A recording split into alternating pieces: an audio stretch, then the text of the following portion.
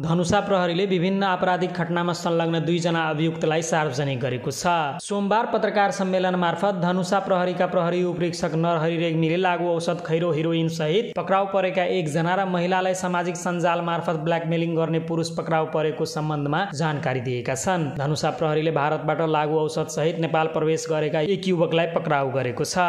जनकनन्दिनी गाउँपालिका 1 स्थित इनरवा कमला बाँधको सडकमा नियमित चेक जाँचको क्रममा प्रहरी टोलीले भारतको जयनगरबाट मलहनियातर्फ आउँदै गरेको मोटरसाइकल रोकेर चेक जाँच गर्न खोज्दा 3 जना मध्ये 1 जना युवक भाग्न खोजेका थिए। सिराहा जिल्लाको कल्याणपुर नगरपालिका 4 का 20 वर्षीय कृष्ण ठाकुरलाई पक्राउ गरी खानतलासी गर्दा उनको साथबाट प्लास्टिकमा पोका पारिएको अवस्थामा लागू औषध खैरो हिरोइन जस्तो देखिने 49.59 ग्राम पदार्थ फेला पारेको धनुषा प्रहरीले जनाएको छ।